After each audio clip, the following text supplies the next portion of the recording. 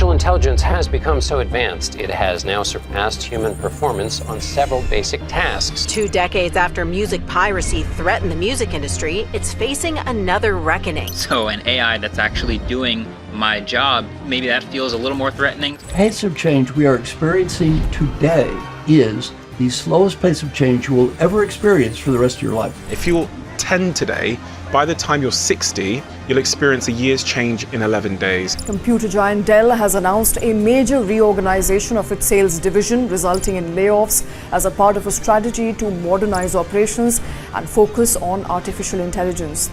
The jobs of tomorrow aren't invented yet, and so how do you know how to navigate any of that? They are hiring people who can do not the job they were hired for, but the job that is required of them in the moment. So adaptability is the skill of the moment. Adaptability means that you see opportunities even if you don't know what those opportunities are. So the idea is that we need to allocate people and resources to continuous renewal before we are facing the risk of annihilation.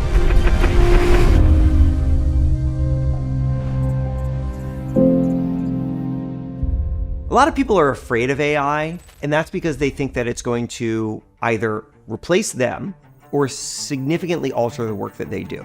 I think that AI is going to break something, but what it's going to break is it's going to break things that are already broken. And when we break those things, we have the opportunity to build what actually works. I think a lot of people don't realize how old AI actually is. Google Maps is AI. Because it fades into the background of how you're interacting with the AI, you don't even think that it's AI. There's a lot of talk about AI taking people's jobs. I don't think that's necessarily true. I think there's a high potential that humans that leverage AI really well can take your job. There are some jobs that AI will be better at and already are better at. So get out of our own way, because if we can reframe that to be an opportunity instead and say, wow, this has freed me up. What am I really passionate about? And what you really need to learn to do is you need to learn to learn. Lifelong learning, right? So upskilling and reskilling is really about just constantly being curious, and the half-life of skills is 2 years at this point, 3 years. You know, there's a lot of research that's come out that we're gonna see between 40 and 80% of skills become irrelevant in the next 5-6 years. From 2000 alone, 52% of Fortune 500 companies have been off the list or went bankrupt. The longevity of companies is shrinking in front of our eyes. In the 20th century, most companies could produce the same product and milk it for about 60 to 70 years. Today, our research shows that 2 to 3 years is the average life cycle of a typical business model. To change or not to change is no longer the option. The option is, will you be dragged into change kicking and streaming, or will you be an active and conscious co-creator of reinvention in your life? That impact that we're trying to measure and look at for companies and for individuals is to become comfortable with continual adaptation and have a language for adaptation rather than just the feelings. You have to get really, really clear on your purpose, on your vision, and then creating an environment that is supportive, that accepts experimentation, that is going to accept failure. If you don't try new things, you don't know what you're missing. There are so many things that Amazon tried and did not succeed. They learned from absolutely every single thing and moved forward. Nobody would call Amazon a loser, I don't think. So this is not only a permission, this is an invitation for experimentation. I jokingly call it the mushroom and flower moments. People who are working in this space were mushrooms hidden under leaves for the longest time, building things that were really beneficial for the environment, but no one knew. And now it's the flower moment because the leaves are gone and everybody's wanting to know more and more about how all of these systems can really further potentially humanity and humanity's growth.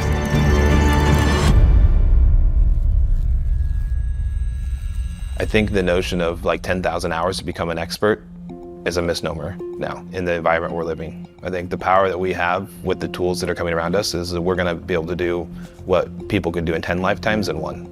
Looking into the future, I think leaders are well served to train everyone to be more adaptable. Now, why? Tomorrow is different than yesterday. Yesterday, there wasn't such a good case for this. Tomorrow there is. I mean, who is going to argue that adaptability is going to become less important in the future? That the pace of change is going to slow down? That we're going to go back to a world of stability?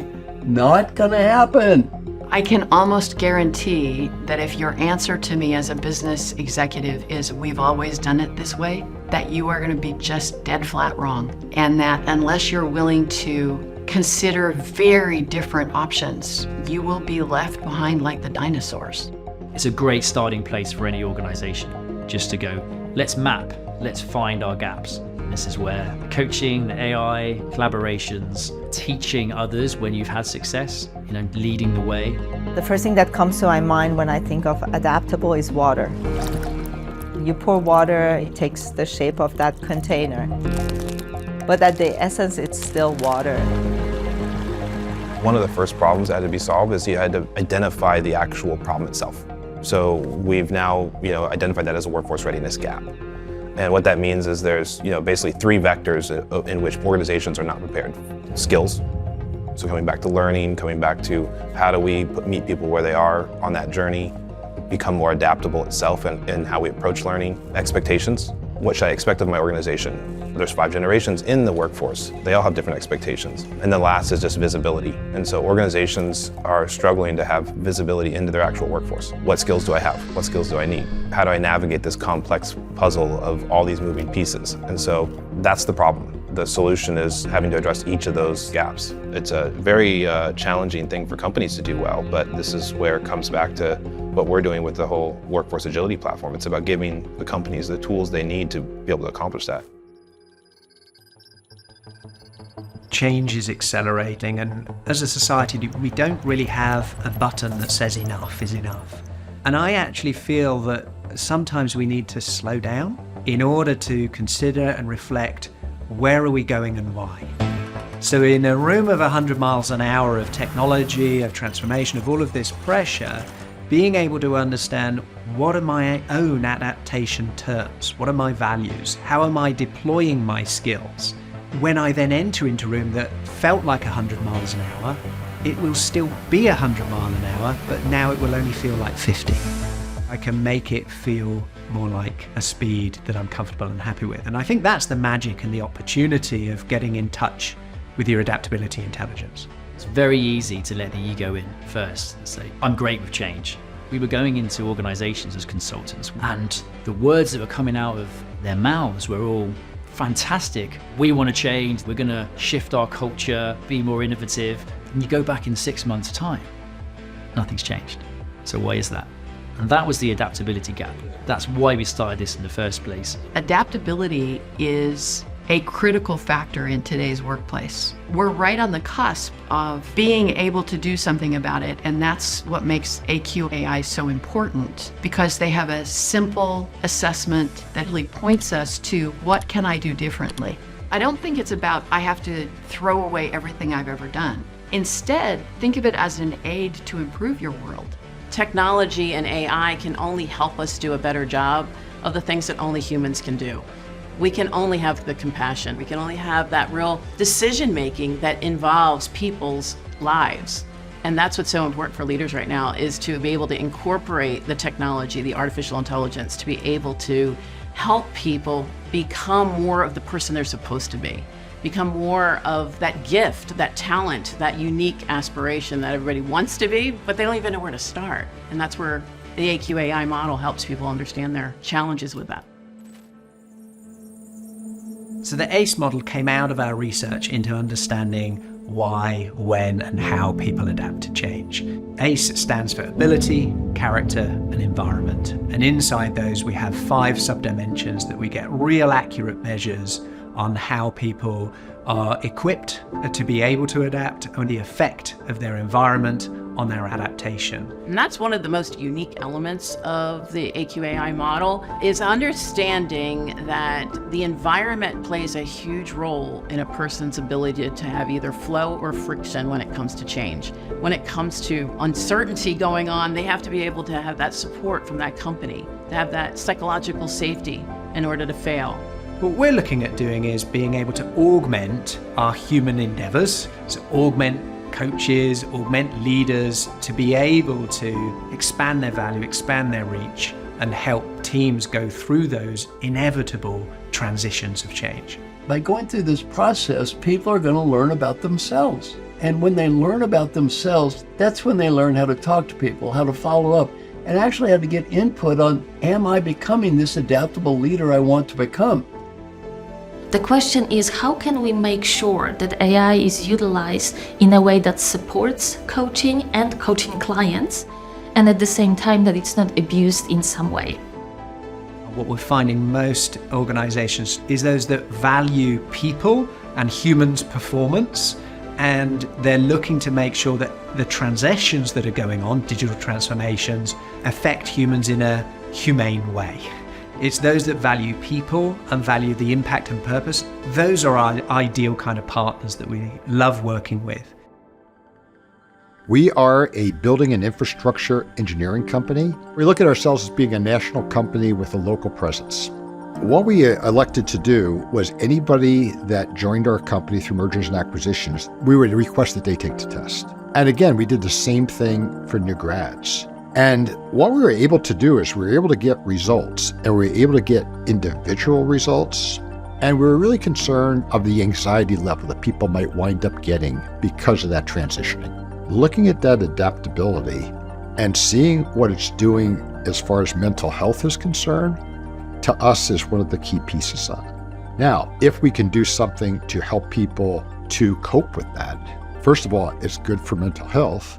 Second of all, it's good for us as a company, because if people embrace change, now you've got somebody that is more productive and they don't get derailed by the fact that this is what I expected. I think having a tool that would allow us to preemptively determine who's having a struggle with this and how do we help them is a huge advantage. There is a famous quote that we live in the world that the greatest skill today is unlearning and relearning, and adaptability is all about that. AQai gives you a chance to not only figure out how good you are at adaptability and reinvention right now, but also where are the areas of your strength you can build on, and which areas you probably need a little bit of development on. It's clear, it's clean, it's easy to understand, and it's action-oriented. I needed a way to assess not only me, my team, but also looking at the organization environment. It enabled us to kind of draw a line of who we are, where we are, but most important of all, it gave us a bit of guidance as to where do we want to go, especially, navigating through what is a very disruptive period of change. And for that, we found that AQai was the perfect tool that helps us through this process. I do see AQai impacting us in the future. Successful teams are built at the individual level. You need a leader, but then you need individuals that are willing to follow that leader. And a good leader embraces change and orchestrates change among his team. And having the ability to understand how that change is being accepted, as far as individuals is concerned, is huge. I've been amazed by the footprint we've achieved already within the organization. We now are in over 43 countries. The assessment is in 6 or 7 languages. We have over 2,000 organizations on the platform from all industries, from governments to banks to division of the US forces. And that's been fascinating that I've seen a shift from what is this to how can you help us deal with adaptability? You're the guys for that. They've created this incredible model around the adaptability quotient that breaks down something that is quite complex that different people can work on. So it's been a pleasure for my company to be working with AQai. You've got to be future focused. You've got to know your purpose, why you're there in the first place, and you've got to be highly adaptable. I think as leaders and companies, we have a responsibility to make sure everyone around us has a future that they want. And that, by definition, is making sure people aren't left behind, is making sure that they have a route, a pathway to a future where they're valuable, where they can contribute, where they feel heard and listened to. So being able to have these insights and the analytics from this gives people the tools and resources to ensure that they're not left behind on their own terms. And I think that is the most powerful work we can do. Stay agile in an evolving world. Lead with adaptability. Visit aqai.io to learn more.